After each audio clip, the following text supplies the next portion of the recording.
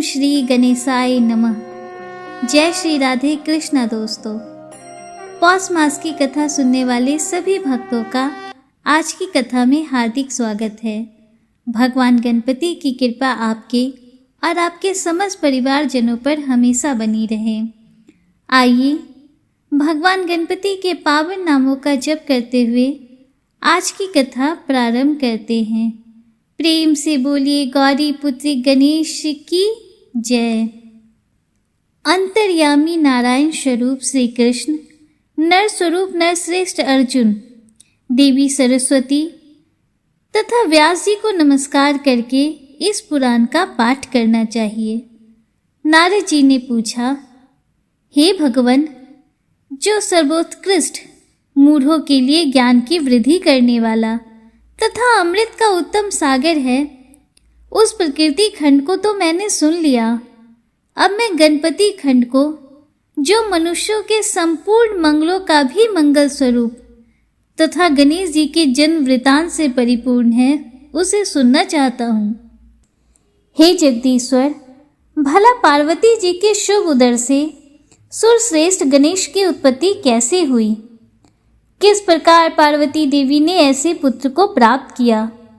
गणेश जी किस देवता के अंश से उत्पन्न हुए थे? उन्हें जन्म क्यों लेना पड़ा? वे अयोनिज थे अथवा किसी योनि से उत्पन्न हुए थे? उनका ब्रह्म तेज कैसा था? उनमें कितना पराक्रम था? उनकी तपस्या कैसी थी? वे कितने ज्ञानी थे तथा उनका यश कितना निर्मल था? जगदीश्वर, नारायण, शंभु और ब्रह्मा के रहते हुए संपूर्ण विश्व में उनकी अग्र पूजा क्यों होती है? वे हाथी के मुख वाले एक दंत तथा विशाल तोंद वाले कैसे हो गए? हे महाभाग, पुराणों में उनके रहस्यमय जन्म वृतांत का वर्णन किया गया है।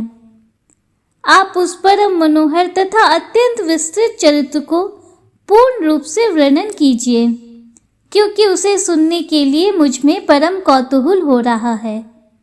श्री नारायण ने कहा, नारद, मैं उस परम अद्भुत रहस्य का वर्णन करता हूँ, सुनो।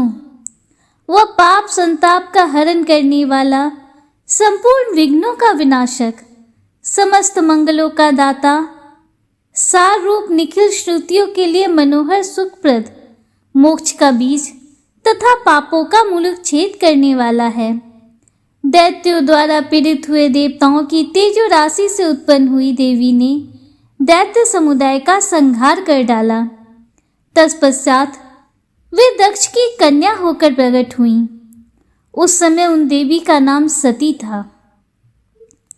उन्होंने अपने स्वामी शिवजी की निंदा होने के कारण योग धारणा द्वारा अपने शरीर का परित्याग कर दिया और फिर शैलराज की प्रिय पत्नी मैना के उदर से जन्म लिया। पर्वतराज ने उन पार्वती जी का विवाह शंकर जी के साथ कर दिया। तब महादेव जी उन्हें साथ लेकर निर्जन वन में चले गए। वहां दीर्घ काल तक शंकर पार्वती का विहार चलता रहा। जब देवताओं ने आकर विहार से विरत होने के लिए उनसे प्रार्थना की, तब भगवान शंकर विरत हो गए। उस समय महादेव जी का शुक्र भूमि पर गिर पड़ा, जिससे स्कंद यानी कार्तिकेय उत्पन्न हुए। तब पार्वती जी ने श्री शंकर जी से एक श्रेष्ठ पुत्र के लिए प्रार्थना की। इस पर महादेव जी ने कहा, हे पार्वती, मैं उपाय बतलाता हूँ, सुनो। उससे तुम्हारा परम कल्याण होगा,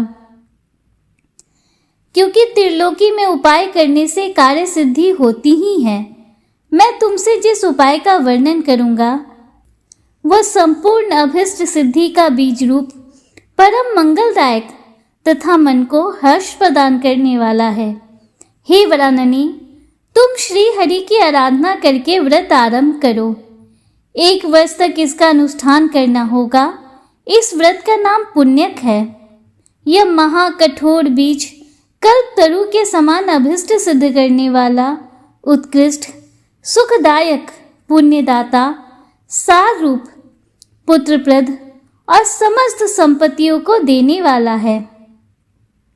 प्रिय, जैसे नदियों में गंगा, देवताओं में श्री हरि, वैष्णवों में मैं अर्थात शिव, देवियों में तुम, वर्णों में ब्राह्मण, तीर्थों में पुष्कर, पुष्पों में पारिजात, पत्रों में तुलसी दल, पुण्य प्रदान करने वालों में एकादशी तिथि, वारों में पुण्यप्रद रविवार, मासों में मार्गशीर्ष, ऋतुओं में बसंत, वत्सरों में संवत्सर, पूजनियों में विद्या पढ़ाने वाले गुरु, गुरुजनों में माता, आत्मजनों में साध्वी पत्नी, धनों में रत्न, प्रियजनों में पति, बंधुजनों में पुत्र, वृक्षों में कल्पतरु, फलों में आम का फल, वर्षों में भारतवर्ष, वनों में वृंदावन, स्त्रियों में शतरूपा, पुरियों में काशी,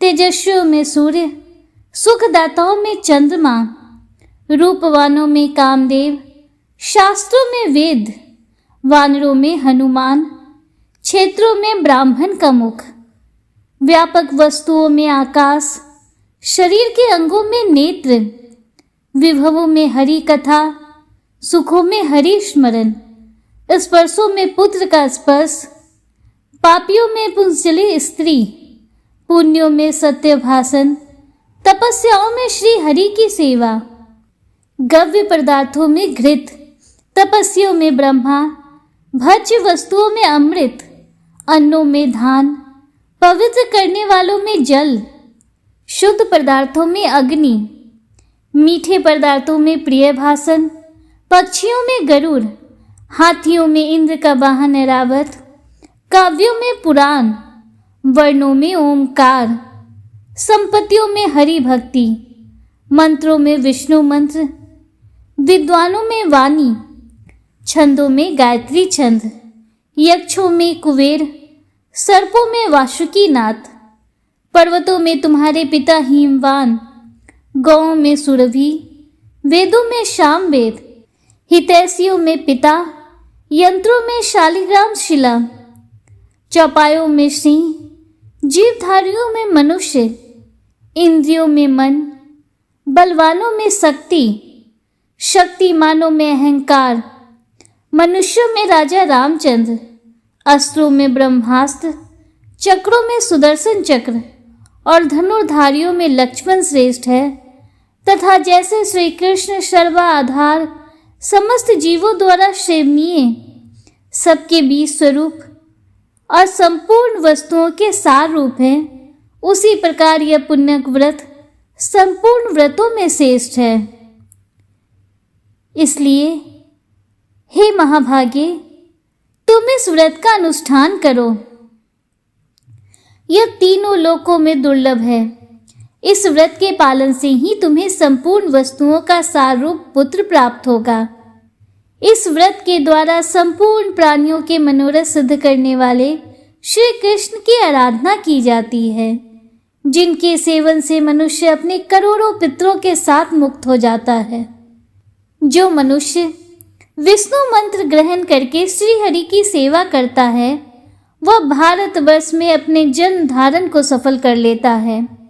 वह अपने पूर्वजों का उद्धार करके निश्चय ही बैकुंठ में जाता है और श्री कृष्ण का पार्षद होकर सुखपूर्वक आनंद का उपभोग करता है। वह भक्त अपने भाई, बंधु, बांधव, भृत्य, संगी साथी तथा अपने स्त्री का उद्धार करके श्री हरि के परम पद को प्राप्त हो जाता है। इसलिए हे गिरजे, तुम इस परम दुर्लभ विष्णु मंत्र को ग्रहण करो और उस व्रत काल में इसी मंत्र का जाप करो, क्योंकि यह पितरों की मुक्ति का कारण है।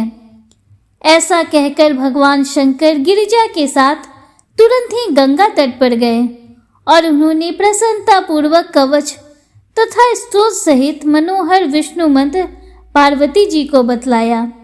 मुने, तत्पश्चात उन्होंने पार्वती से पूजा की विधि एवं नियमों का भी वर्णन किया।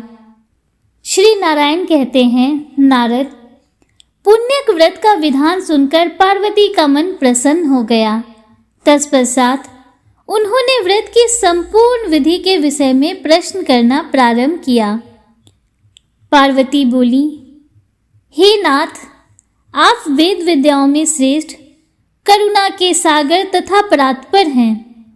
हे दीनबंधो, इस व्रत का सारा विधान मुझे बतलाइए। प्रभु, कौन कौन से द्रव्य और फल इस व्रत में उपयोगी हैं? इसका समय क्या है? किस नियम का पालन करना पड़ता है? इसमें आहार का क्या विधान है और इसका क्या फल होता है?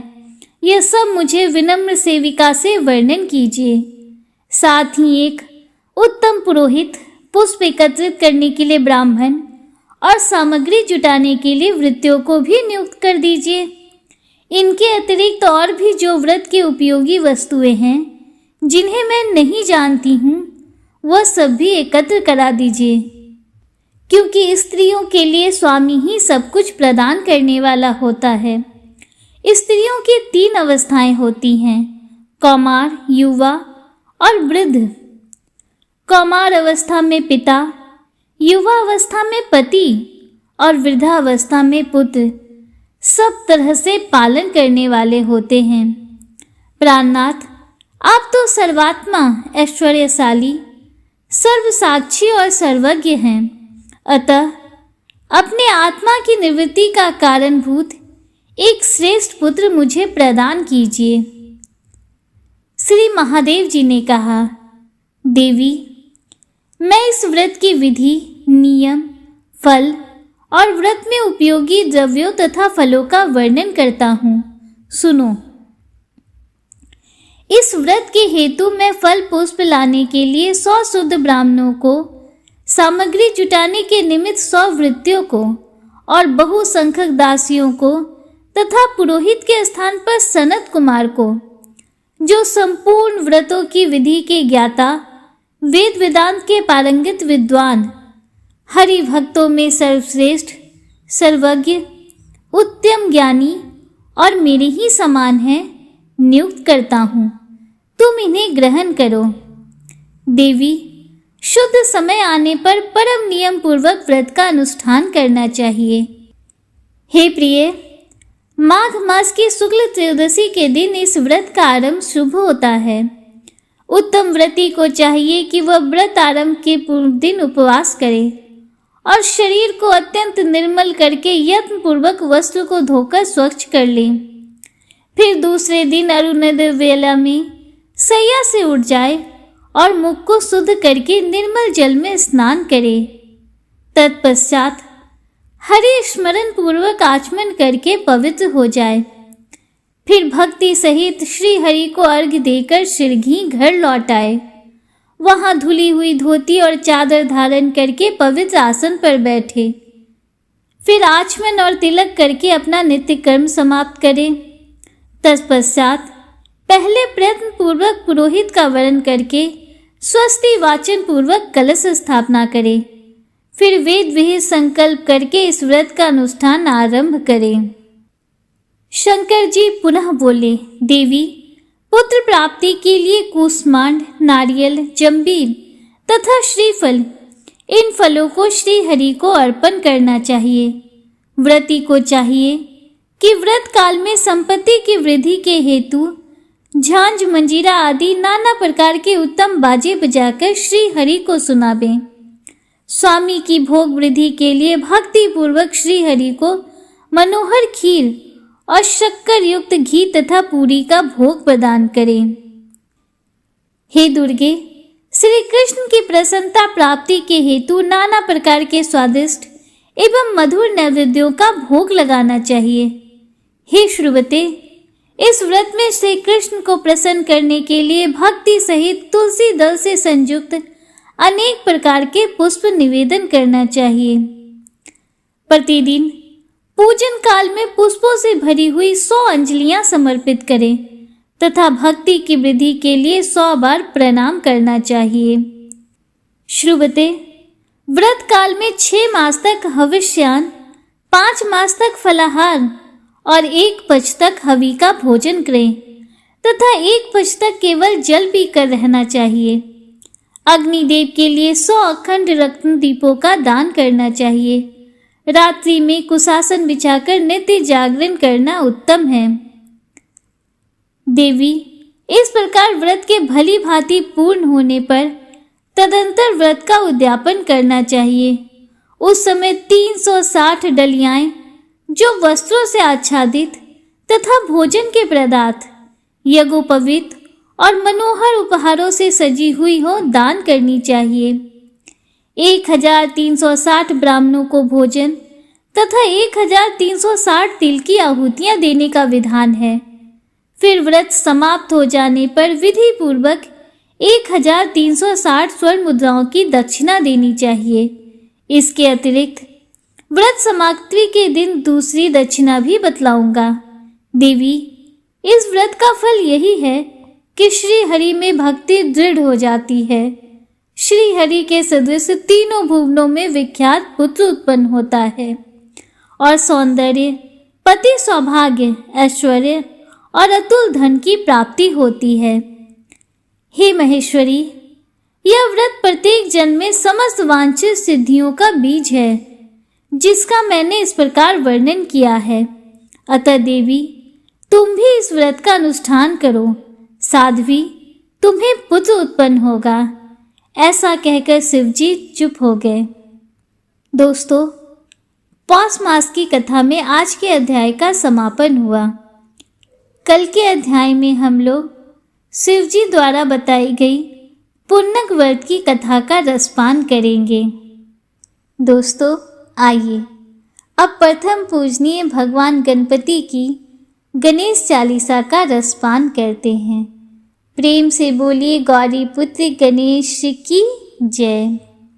जय गणपति सद्गुण सदन कविवर बदन कृपाल, विघ्न हरन मंगल करन, जय जय गिरिजा लाल। जय जय जय गणपति राजू, मंगल भरन करन शुभ काजू।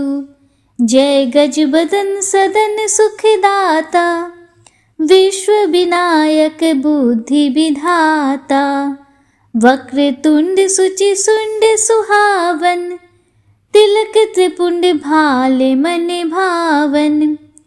राजित मणि मुक्तन उर्माला, स्वर्ण मुकुट शिर नयन विशाला। पुस्तक पानी कुठार त्रिशूलम, मोदक भोग सुगंधित फूलम। सुंदर पीतांबर तन साजित, चरण पादुका मुनि मन राजित। धनुष सुवन षडानन भ्राता, गौरी ललन विश्व विधाता। रिद्धि सिद्धि तव चवर डुलावे, मूसक वाहन सोहत द्वारे। कहो जन्म शुभ कथा तुम्हारी, अति शुचि पावन मंगलकारी। एक समय गिरिराज कुमारी, पुत्र हेतु तप कीन्हा भारी। भयो यज्ञ जब पूर्ण नूपा, तब पहुँच्यो तुम धरु द्विज रूपा। अतिथि जानी के गौरी सुखारी, बहुविधि सेवा करी तुम्हारी। अति प्रसन्न है तुम वर दीन्हा, मातु पुत्र हित जो तप कीन्हा। मिलहि पुत्र तुहि बुद्धि विशाला, बिना गर्भ धारण यही काला। गणनायक गुण ज्ञान निधाना, पूजित प्रथम रूप भगवाना। अस कही अंतर ध्यान रूप है, पल न पर बालक स्वरूप है। बनि शिशु रुदन जब ही तुम ठाना, लखी मुख सुख नहीं गौरी समाना। सकल मगन सुख मंगल गावही, नभते सुरन सुमन वर्षावही। शंभु उमा बहुदान लुटावही, सुर मुनि जन सुत देखन आवही।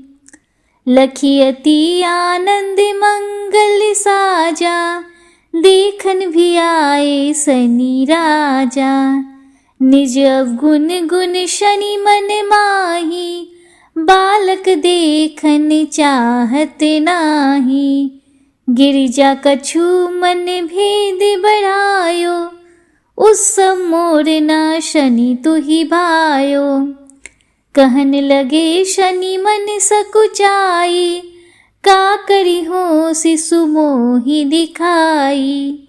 नहीं विश्वासु माँ कर भयउ, शनि शो बालक देखन कहयु। पर तहि शनि दुग कोन प्रकाशा, बालक शिर उड़ी गयो आकाशा। गिरिजा गिरी विकल है धरनी, सो दुख दशा गयो नहीं वरनी। हाकार मच्यों कैलासा, शनि कीन हो लखि सुत को नासा। तुरंत गरुड़ चढ़े विष्णु सिधाए, काटी चक्र सो गज शिर लाए। बालक के धर ऊपर धार्यो, प्राण मंत्र पढ़ शंकर डार्यो। नाम गणेश शंभु तब कीन्हे, प्रथम पूज्य बुद्धि निधि वर दीन्हे। बुद्धि परीक्षा जब शिव कीन्हा, पृथ्वी की प्रदक्षिणा लीन्हा। चले षडानन भरमि भुलाई, रचि बैठ तुम बुद्धि उपाई। चरण मातु पितु के धर लीन्हे, तिनके साथ प्रदक्षिण कीन्हे। धनी गणेश कहि शिव ही हर से, नभते सुरन सुमन बहु बरसे। तुम्हारी महिमा बुद्धि बढ़ाई, शेष सहक मुख सके न गाई। मैं मतिहीन मलिन दुखारी, करहूँ कौन विधि विनय तुम्हारी। भजत राम सुंदर प्रभु दासा, लख प्रयागे ककरा दुर्वासा। अब प्रभु दया दीन पर कीजे, अपनी शक्ति भक्ति कुछ दीजे। श्री गणेश चालीसा पाठ करें धर ध्यान, नित नव मंगल गृह बसे लहे जगत सन्मान। संबत अपन सहस्र 10 ऋषि पंचमी दिनेश, पूरन चालीसा भयो मंगल मूर्ति गणेश। प्रेम से बोलिए गणपति भगवान की जय, माता लक्ष्मी की जय, भगवान श्री हरि विष्णु की जय। दोस्तों, पौष मास की कथा में आज के अध्याय का समापन हुआ। उम्मीद करती हूँ कि इससे आगे के अध्याय के श्रवण के लिए आप कल भी हमारे साथ जुड़े रहेंगे। अगर वीडियो आपको थोड़ी सी भी अच्छी लगी हो तो वीडियो को लाइक कीजिए, दूसरों के साथ शेयर कीजिए, कमेंट में हर हर महादेव जय श्री राधे कृष्णा जरूर लिखिए। अगर आप हमारे चैनल पर पहली बार आए हैं तो चैनल को सब्सक्राइब कीजिए, बेल आइकन जरूर प्रेस कीजिए, जिससे आगे भी आपको ऐसी ही रोचक जानकारियाँ मिलती रहें। मिलते हैं आपसे अगले वीडियो में, तब तक के लिए हर हर महादेव, जय श्री राधे कृष्णा, राधे राधे, जय माता दी।